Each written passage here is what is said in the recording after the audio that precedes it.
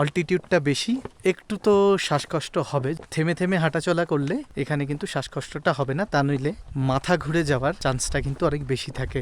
এই উপরে বুদ্ধদেবের মূর্তিটি কি অপরূপ সুন্দর যে লাগছে বলে বোঝাতে পারবো না। এই বিল্ডিংটা দেখুন, পুরোটা পাথর ছোট ছোট টুকরো ট্যাগ করে করে করে করে করে এই বিল্ডিংটা বানানো। আর এই ব্রিজটা কিন্তু নড়ছে, পুরো কাঠের ব্রিজ। আচ্ছা, মাঝে দড়ি দিয়ে আর এই লোহা দিয়ে টেনে ধরে রাখা আছে, এতটাই নড়ছে রীতিমতো ভয় হচ্ছে যে ভেঙে টেঙে যেতে পারে। চারিদিকে পাহাড়ে ঘেরা, মাঝে এই ছোট ছোট ছোট ছোট কটেজ, অসম্ভব সুন্দর দেখাচ্ছে।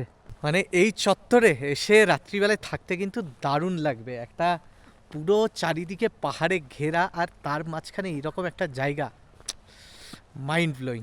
এই চত্বরটা এতটা সুন্দর বলে বোঝাতে পারবো না, সিরিয়াসলি দারুণ লাগছে। উত্তর পূর্ব ভারতের অরুণাচল প্রদেশ ভ্রমণের জন্য গত পরশুদিন 13125 কলকাতা সাইরাং এক্সপ্রেস ট্রেনে চড়ে আমরা গতকাল সকালে গুয়াহাটি শহরে পৌঁছেছিলাম।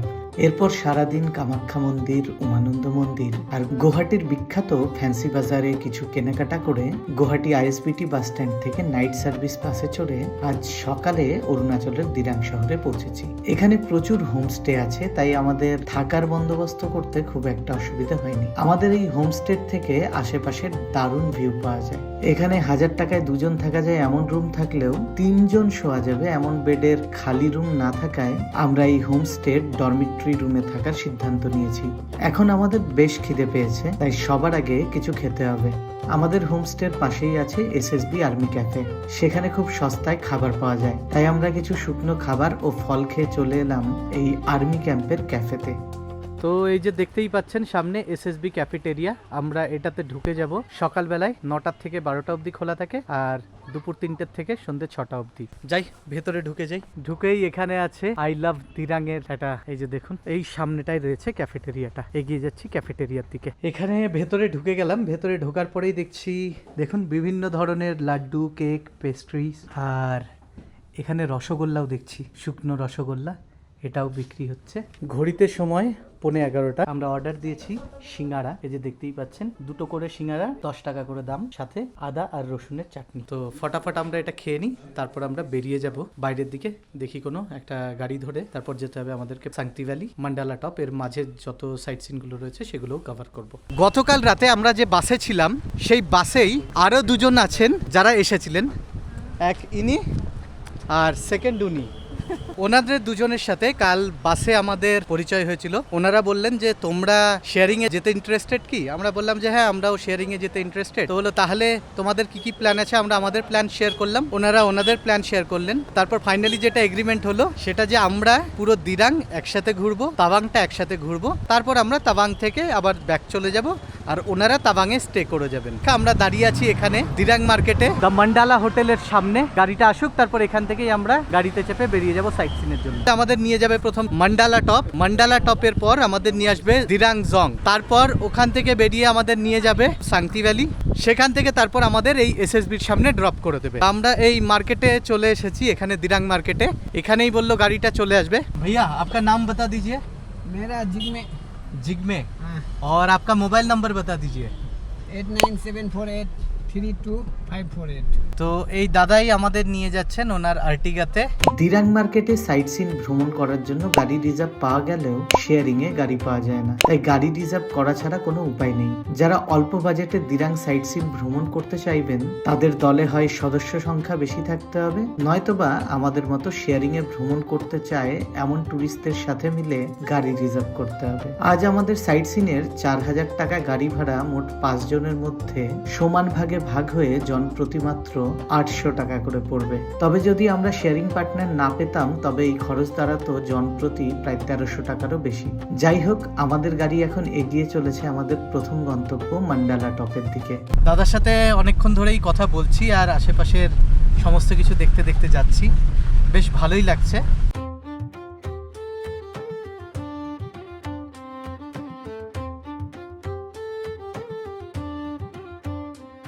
আমরা এসে পৌঁছলাম মান্ডালা টপ চত্বরে। সমুদ্রপৃষ্ঠ থেকে এই মান্ডালা টপের উচ্চতা হলো 10,000 ফুটেরও বেশি। এখান থেকে পূর্ব হিমালয়ের মনোমুগ্ধকর দৃশ্য উপভোগ করা যায়। অরুণাচল প্রদেশের পশ্চিম কামেং জেলার একটি আধ্যাত্মিক বৌদ্ধ ধর্মীয় স্থান হলো এই মান্ডালা টপ।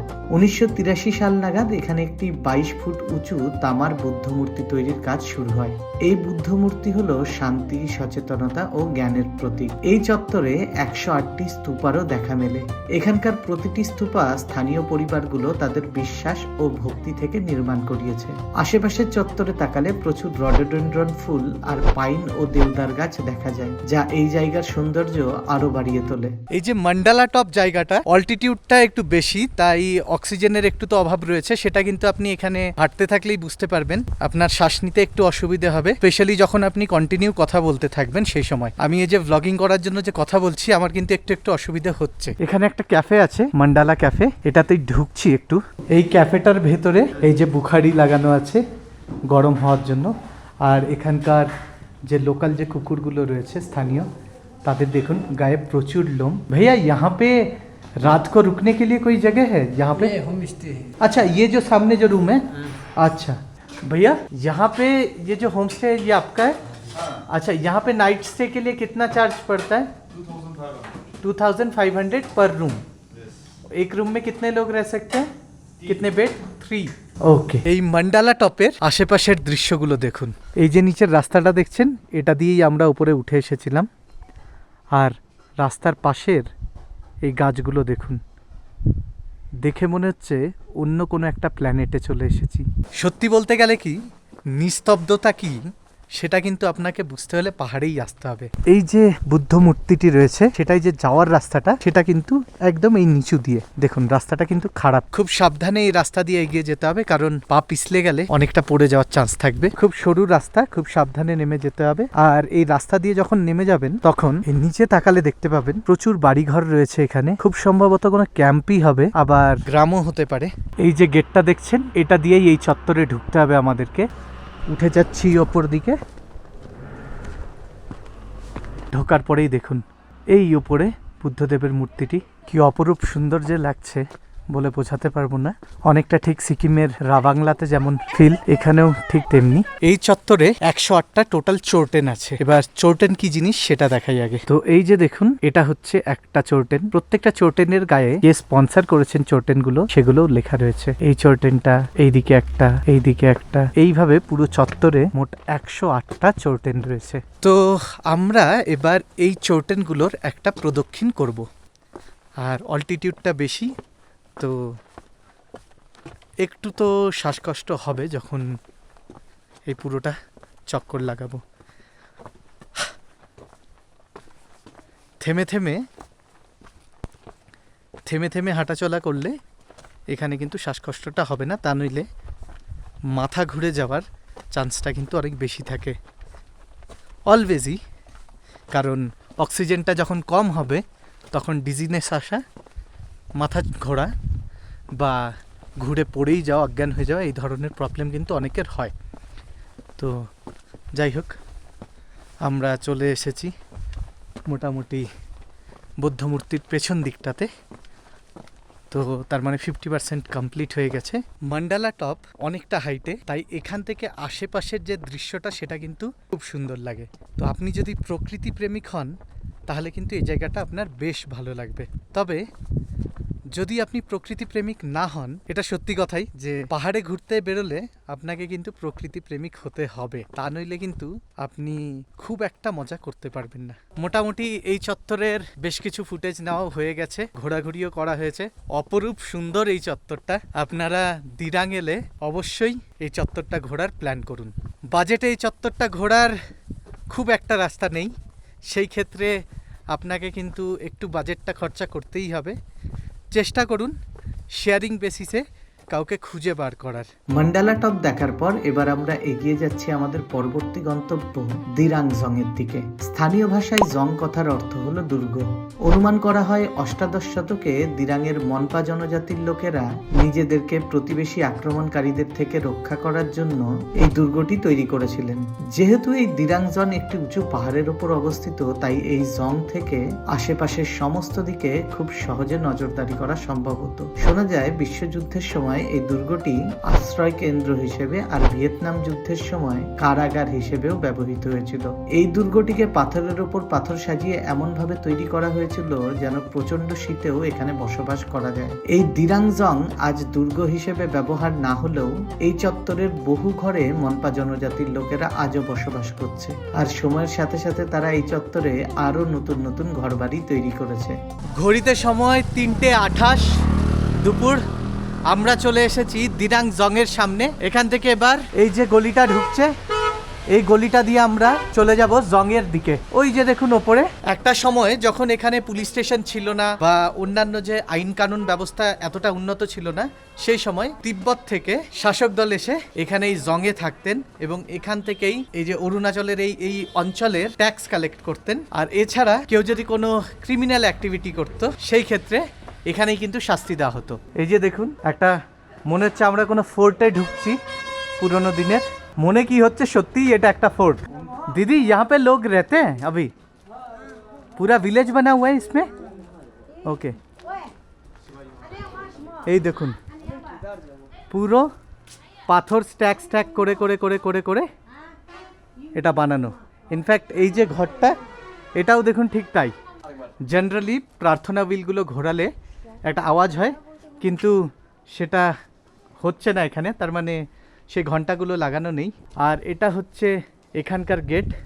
এখানে যেহেতু প্রাচীন এই ঘরগুলোতে এখন একটা গ্রাম তৈরি হয়ে আছে, লোকজন থাকে, সেই কারণে দেখুন এই যে ফুল চারাগুলো যারাই থাকে তারা লাগিয়ে রেখেছে। আর এই রকম ছোট ছোট গলি, এই গলির ভেতর দিয়ে আপনি পুরো এই জং চত্বরটা ঘুরতে পারেন। এই চত্বরটা দেখতে কিন্তু বেশ লাগছে, মনে হচ্ছে আজ থেকে কয়েকশো বছর পেছনে চলে গেছি। এই বিল্ডিংটা দেখুন, পুরোটা পাথর ছোট ছোট টুকরো ট্যাগ করে করে করে করে করে এই বিল্ডিংটা বানানো। জানালাটার দিকে উপরে তাকালেই বুঝতে পারবেন কতটা চওড়া। একবার দেওয়ালটা দেখে দেখুন কত মোটা। এই যে দেখুন, দেখতে পাচ্ছেন, হিউজ। মোটামুটি 10, 20, 30, 40, মোটামুটি 50 থেকে 60 ইঞ্চি চওড়া। আর একটা মজার জিনিস দেখাই, দেখুন, দেখে বেশ মজা পাবেন। দেখুন এখানে যে চত্বরেই যাচ্ছি, মোটামুটি আমাদের ওইদিকে যেমন আম গাছ দেখতে পাওয়া যায়, এখানে পাওয়া যাচ্ছে এই কমলা লেবু গাছ। কম বেশি প্রত্যেকটা বাড়িতেই রয়েছে। এই যে সামনের গাছগুলো দেখতে পাচ্ছেন, এগুলো সব কিন্তু কমলা লেবু গাছ। কিছু কমলা লেবু নিচেও পড়ে আছে। নিচে যে কমলা লেবুগুলো পড়ে আছে, জিজ্ঞেস করলাম সেগুলো তুলে খাওয়া যাবে কিনা, তো বলছেন যে না, ওইগুলো নষ্ট হয়ে যায় বলেই ঝরে যায়। যেগুলো ভালো থাকে ওইগুলো কিন্তু গাছে আটকেই থাকে। এই চত্বরটা নতুন আর পুরনোর সংমিশ্রণে একটা কিন্তু আলাদাই কি বলবো, ভাইবটা এখানটার কিন্তু পুরোপুরি আলাদা। এই জিনিসগুলোই এটাকে একটা গ্রামে পরিণত করছে। এবার পাহাড়ের গ্রামগুলো সাধারণত খুব পরিষ্কার পরিচ্ছন্ন হয়, তো এখানে একটু একটু আলাদা ফিল হচ্ছে। যাই হোক, এই দিকটাই দেখাই।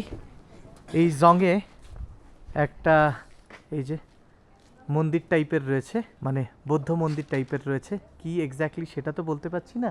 জংটা ঘুরে দেখতে আপনার খুব বেশি সময় লাগবে না, ওই মোটামুটি মিনিট 10-15-র মধ্যেই আপনি মোটামুটি চাইলে ঘুরে নিতে পারবেন। হ্যাঁ, যদি আপনি ফটোগ্রাফি করে বেশ কিছুক্ষণ সময় কাটাতে চান তাহলে আলাদা ব্যাপার। এবার আমরা এখান থেকে নেমে যাব গাড়ির দিকে, তারপর আমাদের নেক্সট গন্তব্য শান্তি ভ্যালি। আমাদের গাড়িটা দাঁড়িয়ে আছে সামনেই। আমরা জং দেখার পর চলে এলাম নিচে, এগিয়ে যাচ্ছি গাড়িটার দিকেই। এই জংয়ের পাশেই বয়ে চলেছে একটা নদী, যেটার উপর একটা ব্রিজও রয়েছে। একটু নদীটা দেখাই। আমি যেহেতু ব্রিজের এপারে এসে দাঁড়িয়েছিলাম, হ্যাঁ চলো, আমি যেহেতু এপারে এসে দাঁড়িয়েছিলাম ব্রিজের, তাই এপার থেকেই আমি গাড়িতে উঠে গেলাম। এবার শান্তি ভ্যালির দিকে যাচ্ছি। টাইম 3:45। দিরাং জং দেখার পর এবার আমরা এগিয়ে যাচ্ছি সাংতি ভ্যালির দিকে। এই ভ্যালি তার প্রাকৃতিক সৌন্দর্য, শান্ত পরিবেশ আর বিরল কালো গলা বিশিষ্ট সারস পাখির জন্য বিখ্যাত। এই ভ্যালির মধ্যে দিয়ে বয়ে গেছে সাংতি নদী, যা সামনে গিয়ে দিরাং নদীর সাথে মিলিত হয়েছে। সবাই বলে এই সাংতি ভ্যালি নাকি এতটাই সুন্দর যে সেখানে গেলে আর ফেরত আসতে ইচ্ছে করে না।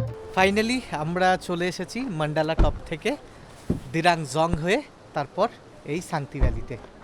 সাংতি ভ্যালিতে আসার রাস্তাটা কিন্তু বেশ কি বলবো, কনজেস্টেডই বলতে হবে, কারণ পুরো বাড়িঘরগুলো চাপা চাপা, খুব একটা জায়গা ছিল না রাস্তাতে। সরু গলির মধ্যে দিয়ে আমরা এখানে এসে পৌঁছলাম। এবার এখানে আসার পর কি দেখতে পাচ্ছি সেটা দেখুন। সর্বপ্রথমেই রয়েছে এই যে এই ব্রিজটা, আর এখানেই রয়েছে একটা দারুণ নদী। এই নদীটার নাম হচ্ছে সাংতি নদী। এই সাংতি নদীর ওপর দিয়ে যে ব্রিজটা রয়েছে, আমরা ওই ব্রিজটাতে যাব। এটাই হলো এই সাংতি ভ্যালি চত্বরের ব্রিজটা। এই ব্রিজটা পার করে ঠিক সামনের দিকে যাব। ওপারে যাওয়ার পর এখানে কিন্তু বেশ কিছু হোমস্টে দেখতে পাচ্ছি, কটেজ টাইপের তৈরি করে রাখা রয়েছে। আর এই ব্রিজটা কিন্তু নড়ছে, পুরো কাঠের ব্রিজ। আচ্ছা, মাঝে দড়ি দিয়ে আর এই লোহা দিয়ে টেনে ধরে রাখা আছে, এতটাই নড়ছে রীতিমতো ভয় হচ্ছে যে ভেঙে টেঙে যেতে পারে। বাট না, এটা ভাঙবে না, কারণ এটা যথেষ্ট শক্তপোক্ত রয়েছে। এই সাংতি রিভার থেকেই এই যে জল তোলা হচ্ছে এই হোমস্টে গুলোর জন্য। দেখুন কটেজ তৈরি করে রাখা রয়েছে, একটু সামনের দিকে গিয়ে দেখাচ্ছি। এখানে এই মুহূর্তে বেশ ঠান্ডা রয়েছে, যদি মোটা কোনো কিছু না পড়ে থাকি রীতিমতো কাঁপুনি আসবে। সামনের দিকে এগিয়ে যাচ্ছে এই কটেজের ভেতরে। এই যে এই চত্বরটা দারুণ সুন্দর, পার্কের মতো করা রয়েছে। এই চত্বরটা ঘুরেই দেখি ভেতরে। এই যে এইগুলো হচ্ছে প্রত্যেকটা কটেজ, খুব সুন্দর দেখতে এই কটেজগুলো। ওই দিকটাতে তো আরও দারুণ দারুণ কটেজ আছে, দেখাচ্ছি। পুরো চত্বরটাকে কিন্তু দারুণভাবে সাজিয়ে রেখেছে বলতে হবে। হ্যাঁ, এই টেন্ট কটেজগুলোর পর ভেতরে ঢুকে গেছি। এই দিকটাই দেখুন, এরকম ছোট ছোট পুকুর করে রাখা রয়েছে। এই পুকুরগুলো পার হয়ে ওই দিকটাতে গেলে দেখুন চারিদিকে পাহাড়ে ঘেরা, মাঝে এই ছোট ছোট ছোট ছোট কটেজ, অসম্ভব সুন্দর দেখাচ্ছে। মানে এই চত্বরে এসে রাত্রিবেলায় থাকতে কিন্তু দারুণ লাগবে। একটা পুরো চারিদিকে পাহাড়ে ঘেরা, আর তার মাঝখানে এরকম একটা জায়গা, মাইন্ড ব্লোয়িং। ওটা দিয়ে খুব সম্ভবত কটেজের এন্ট্রি, আর এখানে একটা কটেজের ব্যালকনি টাইপের করে রাখা রয়েছে। এই ঘর থেকে বেরিয়ে এই ব্যালকনিতে বসে পুরো এই চত্বরের ভিউটা নেওয়া যাবে। এই চত্বরে যে শুধু পুকুরই রয়েছে তা নয়, পুকুরের পাশাপাশি দেখুন হাঁসও রাখা রয়েছে, সেইগুলো দেখতেও কিন্তু দারুণ লাগছে। এই অরুণাচলে এসে এরম ভাবে হাঁস দেখতে পাবো সেটা কিন্তু ভাবিইনি। এই চত্বরটা এতটা সুন্দর বলে বোঝাতে পারবো না, সিরিয়াসলি দারুণ লাগছে। যদিও অলরেডি সন্ধে নেমে আসছে, তাই অন্ধকার হওয়া শুরু হয়েছে, বাট তবুও যতটা আসছে ভিডিওতে সেটা কিন্তু কোনোভাবেই নেগলেক্ট করা যাবে না।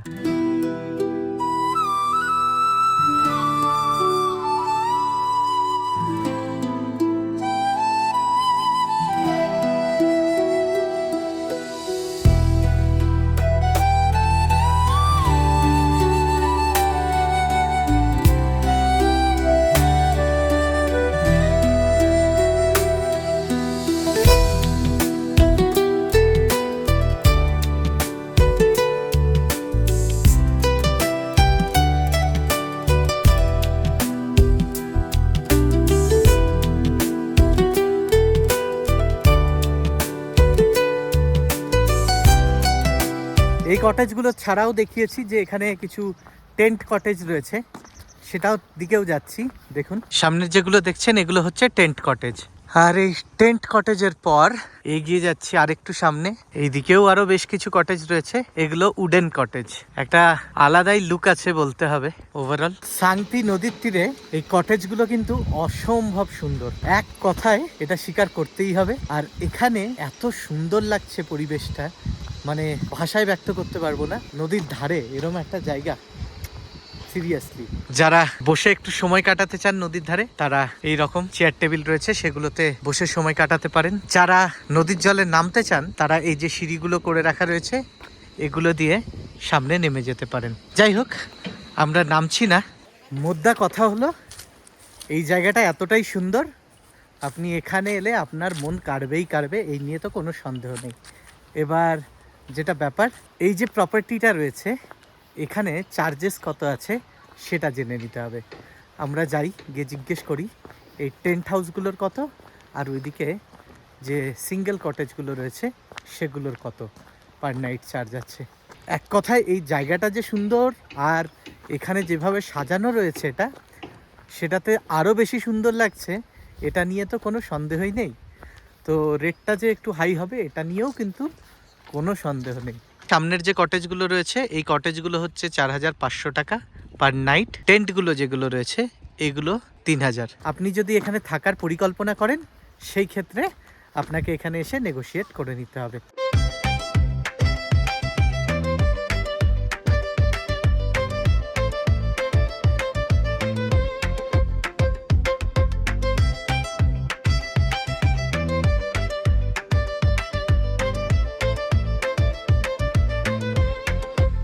তো আমাদের মোটামুটি এই শান্তি ভ্যালি ভ্রমণ কমপ্লিট হয়ে গেল। এই চত্বরে অলরেডি অন্ধকার নেমে এসেছে, বিকেল হয়ে গেছে 4:40। তো 4টের সময় দেখুন কিরম অন্ধকার হয়ে গেছে, আমাদের ওখানে তো এই সময় পুরো বিকেল। এবার যাই হোক, হোটেলে ফেরা ছাড়া আর কোনো কাজ নেই, হোটেলে ফিরে যাই। অরুণাচল প্রদেশে সন্ধে একটু তাড়াতাড়ি হয়ে যায়। বিকেলে 4:30 থেকে 5টার মধ্যে অন্ধকার নেমে যায়। তাই শান্তি ভ্যালি ভ্রমণ করতে করতে আমাদেরও সন্ধে নেমে এলো, নইলে কাছে থাকা শিপ ফার্ম আর ফলের বাগান আমরা ভ্রমণ করতে পারতাম। যাই হোক, যেহেতু আমরা তাড়াতাড়ি সন্ধে নেমে যাবে এই ভেবে দুপুরে লাঞ্চ করতে পারিনি, তাই এখন আমরা ফিরে চললাম দিরাং মার্কেটের দিকে। সেখানকার রেস্টুরেন্টগুলো থেকে আমরা রাতের খাবার খাবো। দিরাং মার্কেটে এসে ব্যাপক ট্রাফিক জ্যাম হয়ে গেছে, অনেকক্ষণ সময় লাগবে বলে আমরা এই মার্কেটেই নেমে গেলাম। যেখান থেকে সকালবেলাতে আমরা গাড়িটা নিয়েছিলাম সেখানেই যাচ্ছি। আচ্ছা, আরেকটা গুরুত্বপূর্ণ কথা, আমাদের প্ল্যান আছে আগামীকাল আমরা দিরাং থেকে তাওয়াং যাব, আর পথে সমস্ত সাইট সিন দেখতে দেখতে যাব। আগে থেকে দিরাং মার্কেটের ট্যুর এজেন্সিগুলোর সাথে বুক করলে দিরাং থেকে তাওয়াং যাওয়ার শেয়ারিং গাড়ি পাওয়া যায়, যেটা আসে 37 কিলোমিটার আগের বোমডিলা শহর থেকে। কিন্তু সেই গাড়ি দিরাং থেকে সোজা তাওয়াং নিয়ে যাবে, মাঝে কোনো সাইট সিন দেখানোর জন্য থামবে না। তাই পথে সমস্ত সাইট সিন ভ্রমণ করতে চাইলে দিরাং থেকে গাড়ি রিজার্ভ করে যাওয়া ছাড়া আর কোনো উপায় নেই। রিজার্ভে গাড়ি ভাড়া প্রায় 8 থেকে 9,000 টাকার কাছাকাছি পড়ে। তাই দলে যত বেশি সদস্য, জন প্রতি ভাড়া তত কম হয়। এই দাদা হলেন এই যে ড্রিম ট্যুরস যে এজেন্সিটা রয়েছে ওখানকার ওনার সাথে কথা হলো। তো এখানে যে গাড়িটা বুক করা হলো 8,500 টাকায় দিরাং থেকে সাইট সিন করিয়ে আমাদের নিয়ে যাবে তাওয়াং অবধি, আর 7 সিটের সুমো গোল্ড গাড়ি দেওয়া হবে। যাই হোক, আগামীকাল সকাল 8টায় আমাদের হোটেল থেকে তাওয়াং নিয়ে যাওয়ার গাড়ি বুক করে দিরাং মার্কেটে রাতের খাবার খেয়ে আমরা হোমস্টেতে ফিরে এসেছি। আগামীকাল সকালে গাড়ি আসার আগে, মানে প্রায় সকাল 5:30 নাগাদ ঘুম থেকে উঠে 15 মিনিট হেঁটে আমরা দিরাং মনেস্ট্রি দেখতে যাব। তাই আজ আর বেশি লেট করব না, এখন আমরা ঘুমিয়ে পড়ব। দেখা হবে আপনাদের সাথে আগামীকাল সকালে।